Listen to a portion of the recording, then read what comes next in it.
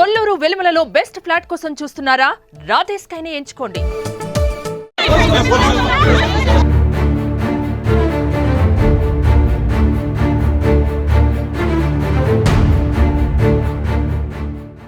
ఇప్పుడు పోయి చూసొచ్చాను నా పిల్ల.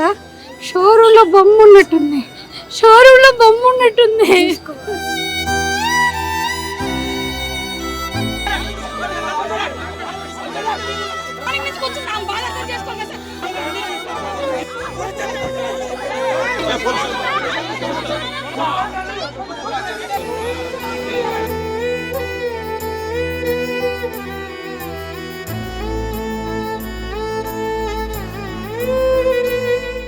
నా బిడ్డ నీ కాళ్ళు పట్టుకుని మధ్యలో నన్ను అంతగానం కఠినం చేయాల్సిన అవసరం ఏముంది?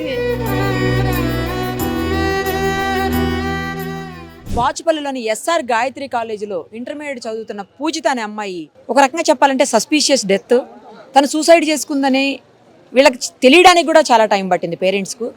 ముందు కాలేజీ వాళ్ళు బాత్రూంలో పడిపోయింది జారి రండి అని చెప్పి ఫోన్ చేశారంట. తెలిసిన తర్వాత వచ్చాక వాళ్ళు కాదు సూసైడ్ చేసుకుందని చెప్తున్నారంట. మరి అసలు ఏం జరిగింది, ఇది ఎందుకు అంత అనుమానాస్పద మృతిగా మిగిలిపోయిందో అర్థం కానటువంటి పరిస్థితి. పోలీసులు పూర్తి స్థాయిలో ఎంక్వైరీ చేస్తే తప్ప, ఇన్వెస్టిగేషన్ అయితే తప్ప తెలియనటువంటి పరిస్థితి. మొత్తం కుటుంబం అంతా కూడా ఈరోజు గాంధీ హాస్పిటల్ మార్చురీ దగ్గర కంటికి మింటికి ఏకదాటిగా ఏడుస్తూ ఉన్నారు. వాళ్ళ సిస్టరు వాళ్ళ పేరెంట్స్ కూడా ఇక్కడే ఉన్నారు. ఒక్కసారి అసలు ఏం జరిగిందో మాట్లాడదాం వాళ్ళతోటి. అమ్మ, ఏం జరిగింది? మీరు వాళ్ళ సిస్టరా? పూజితకి ఏమైంది? అసలు మీకు ఏమని కాల్ వచ్చింది? తను ఎలాంటి స్టూడెంట్, అంటే బాగా చదువుతుందా, ఎలా చెప్పండి అసలు. తను డల్లరే అండి. ఓకే, డల్లరే, చదవదు. మార్నింగ్ 9:30కి అట్లా కాల్ చేసి మీ పాప కింద పడ్డది, ఇట్లా హాస్పిటల్ తీసుకెళ్ళినాం, మమతాకి తీసుకెళ్తే అక్కడ కాదని చెప్పేసి గాంధీకి తీసుకెళ్ళిర్రు, అక్కడికి వెళ్ళండి మీరు అని చెప్పారు.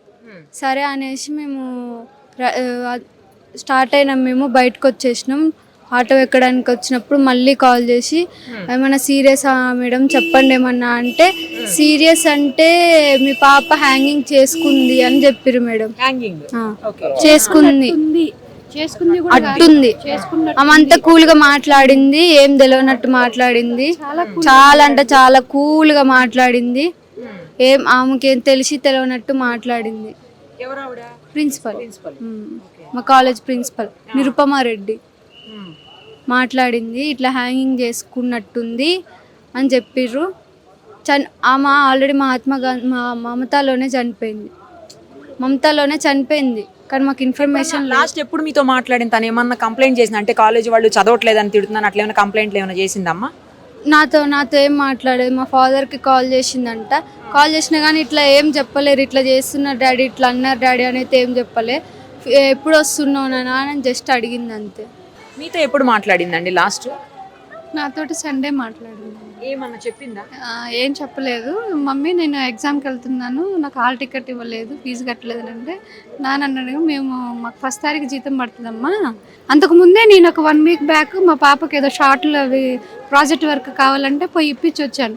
ఆ రోజే ఫీజు అడిగారు. ఫీజు అడిగితే మాకు 1st తారీఖు శాలరీలు పడతాయి మేడం, 1స్ట్కి పడ్డాక ఎంతో కొంత పే చేస్తాము, అప్పటి వరకు పిల్లని ఇబ్బంది పెట్టుకున్నంటే ఓకే మేడం అన్నది. ఆ రోజు ఏం మాట్లాడలేదు. మేలకుండా ఒక స్లిప్ రాసి ఇచ్చింది, ఇంత అమౌంట్ బ్యాలెన్స్ ఉందని.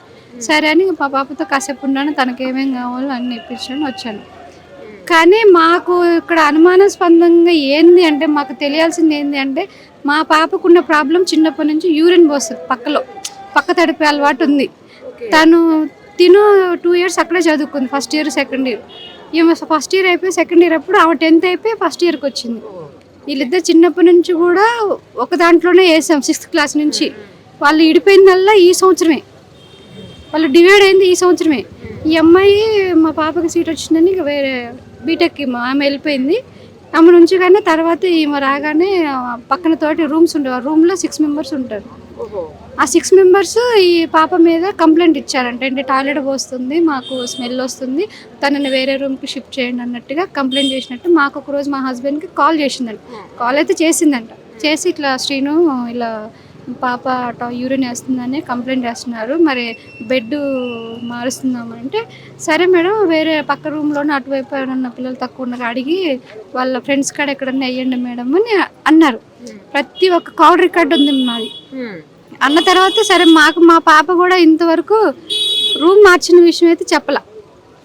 మా పాప చెప్పలేదు, వీళ్ళు చెప్పలేదు. ఆ రోజు మేడం ఫోన్ చేసినది మా వారికి చేసింది అంతేగాని మాకైతే తెలియదు. అంతకుముందు మా పాపలు ఉన్నప్పుడు సెకండ్ ఫ్లోర్లో ఇలాగే మంచిగా ఎదురుగా కనపడతా ఉండేది. ఈమె ఉన్నప్పుడు ఒకసారి వెళ్ళి చూసాను నేను.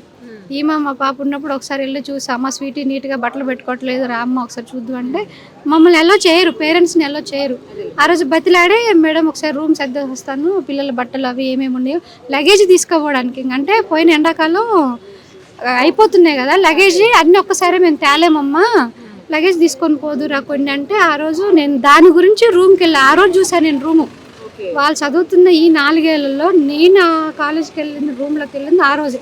ఈ పాప లగేజ్ తేయడానికి పోయిన రోజు చూశాను. మళ్ళీ ఈ రూము మార్చింది అయితే చూడలేదు. ఆ రూమ్ అయితే మేడం 4th ఫ్లోర్లో ఒక మూలకి ఒక స్టోర్ రూమ్ లాగా ఉంది. అది దాంట్లో క్లీనింగ్ లేదు, ఒక్కటే ఉంది, ఒక బూత్ బంగ్లా ఉన్నట్టే ఉంది. రూమ్ కూడా వీడియో తీసినాం మేడం మేము. రూమ్ కూడా క్లీన్ చేయక చాలా డేస్ అవుతుంది. అది మేము అడిగాము రూమ్ ఎందుకు క్లీన్ చేయట్లేదు, ఇంత డస్ట్ గా ఒక 4-5 నెలల నుంచి వాడకపోతే పాడుబడ్డ ఇల్లు మనం ఎలా ఉంటుందండి, అలా ఉంది ఆ రూమ్. ఏంటి మేడం ఇలాంటి రూమ్లో మా పాప ఎట్లుంటుంది ఏంటంటే మీకు చెప్పానన్నది మేడం, మీ పాపని అడిగా, మీ పాప మీరు మా పేరెంట్స్ ఒప్పుకున్నారని అన్నారు అని. మాకైతే తెలియదమ్మా మా పాపని అసలు ఈ రూమ్లో ఎందుకు వేసారు, అసలు అట్లా వేసారు, అసలు ఎట్టుంటుంది మా పాప ఈ రూమ్లో అంటే మాకు తెలియదు మేడం, మీ పాప ఇక్కడే ఉంటుంది, మీరు ఒప్పుకున్నారని అన్నారు, అందరికీ తెలుసు మీ పాప ఇక్కడ ఉంటుంది అన్నారు. రూమ్ క్లీనింగ్ లేదు. పాప ఇంకొకటి ఫ్యాన్కు ఊరేసుకుంది అన్నారు. అక్కడ ఊరేసుకున్న ఆనవాళ్ళు అయితే మేము పోయేలోపు ఏం లేదు. నిజంగా మా పాప సూసైడ్ చేసుకుంటే మేము పోయిందాక ఉంచాలి కదా, తాడు అవన్నీ అలాగే ఉంచాలి కదా. చున్నీతో ఊరేసుకుంది అన్నారు.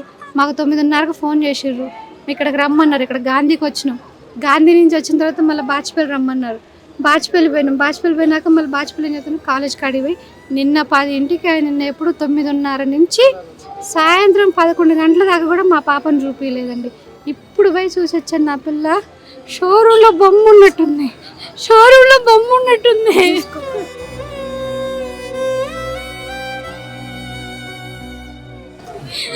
అమ్మాయి ఊరేసుకుంటే ఇక్కడ దాకా ఉంటాయి ఆ ఘాట్లు, చున్నీతో వేసుకుంటే అట్లుండవు కదా, ఇలా ఉన్నాయి. ఈ నుంచి ఇక్కడ దాకా మన ఒక కడ్డీ కాల్చి వాత పెడితే ఎట్లుంటది అట్లుంది. ఇక్కడ నుంచి ఇక్కడ దాకా వేసుకున్న వాళ్ళ చేతులు ఇట్లా స్ట్రైట్ గా ఉండాలి. కానీ మా చెల్లిది ఒకటి పొట్ల మీద ఒకటి ప్లేన్ గా ఉంది, ఇట్లా పడుకుంది.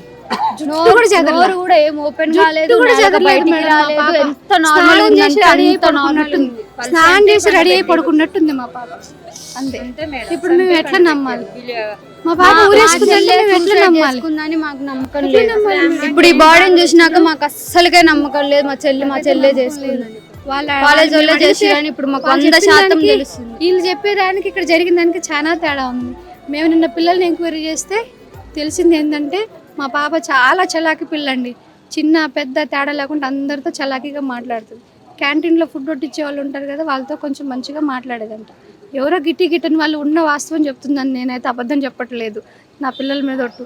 ఆమె ఇట్లా చేస్తుంది, మాట్లాడుతుంటే వేరే వాళ్ళకి నచ్చక ఎవరో పోయి ప్రిన్సిపాల్కి కంప్లైంట్ ఎవరో కూడా మాకు తెలియదు. కంప్లైంట్ ఇస్తే పాపను ఒకసారి తిట్టినట్టు. నిన్న ఆ పిల్లల్ని మేము ఎంక్వైరీ చేస్తే ఆ పిల్లలు చెప్పటం, 6గురిని పిలిచి 6గురిని ఎంక్వైరీ చేస్తే అదే మాకు అర్థం కాలేదు. మాట్లాడితే తప్పేంటి, సరే తిట్టిన కానించి వాళ్ళతో మాట్లాడటం కానీ వాళ్ళ కాడికి పోవటం కానీ అలాంటివి ఏం చేయలేదంటే ఇప్పుడు మళ్ళీ ఆ పిల్లలే చెప్తున్నారు. అది ఎప్పుడు స్టార్టింగ్లో మా పాప వెళ్ళిపోయినాక మళ్ళీ కాలేజ్ ఇప్పుడు సెకండ్ ఇయర్ స్టార్ట్ అయింది కదా, అప్పుడు జరిగితే అప్పుడు తిట్టిన తర్వాత ఇప్పుడు మేము వెళ్ళినప్పుడు చెప్తుంటాం, అడుగుతుంటాం మా పాప నుంచి చదువుకుంటుందాం మేడం, ఏదన్నా చెప్పిన మాట వినకపోతే మాకు చెప్పండి, కొంచెం గదవండి అని మేము కూడా చెప్తుంటాం కదా. మేము సరే అట్లనే గదివిందేమో అనుకున్నాం ఫస్ట్ మేము. తర్వాత మాకు ఆ గదివింది కూడా చెప్పలేదు మా పాప, మేడం ఇలా తిట్టిందమ్మా వాళ్ళతో మాట్లాడుతుంటే అని. సరే అది కూడా చెప్పలేదు. మొబైల్స్ ఉండవు వాళ్ళకి, ఒక కాల్ కార్డు ఉంటుంది. ఆ కార్డు వాళ్ళు స్నాక్స్కి దిగినప్పుడు వాళ్ళకి టైం ఉన్నప్పుడు, ఇంకా వీక్లీ 1 టైం మనం సండే అయితే పక్కా చేస్తుంది. సండే మేము ఇద్దరం ఇంట్లో ఉంటాం కాబట్టి సండే నాతో మాట్లాడుతూ వాళ్ళ నాన్నగారితో మాట్లాడుతుంది. నేను ఆఫీస్లో ఉంటే నాకు ఫోన్ ఉండదు, వాళ్ళ నాన్నగారికి ఫోన్ చేస్తుంది. అది నేను మళ్ళీ ఈ ఎవరో పోయి చెప్పిరంట మేడం, ఆ ఎవరో కూడా మాకు తెలియదు, ఆ ఎవరో తెలియాలి. ఆ ఎవరో పోయి మా పాప వద్దంటున్నా కూడా మళ్ళీ వాళ్ళతోటి మాట్లాడుతుంది మేడం అని. ఆ మాట్లాడిన వాళ్ళని కూడా వేరే క్యాంపస్ కి షిఫ్ట్ చేసిరంట కూడా. అది అయిపోయిన తర్వాత మీ నాన్నకు చెప్తాను, మీ వాళ్ళకి చెప్తానంటే నా కూతురు అంత తప్పేం చేసింది. నా కూతురు కాళ్ళు పట్టుకొని బతిలాడిందంట. నాకు ఇప్పుడు తెలుస్తుంది అమ్మో ఎన్నో కాళ్ళు పట్టుకొని బతిలాడు. మా నాన్నకి చెప్తున్నాడు, మా నాన్నతో నేను మా నాన్న ఫేస్ చేయలేను, మా నాన్నకి ఏం చెప్పొద్దు మేడం అని అన్నదంట. మరి అంత తప్పు చేసింది నీ కూతురు ఇట్లా తప్పు చేసిందని మాకు చెప్పొచ్చు కదా, ఏదన్నా ప్రూఫ్ ఉంటుంది కదా, ఏదన్నా చూపించచ్చు కదా. నా బిడ్డ నీ కాళ్ళు పట్టుకుని బతిలాడి నన్ను అంతగానో కఠినం చేయాల్సిన అవసరం ఏముంది. ఇలా నా బిడ్డ పోయింది, తీసుకురావే దొంగ ముండ, తీసుకురావే ఇవాళ నా బిడ్డను.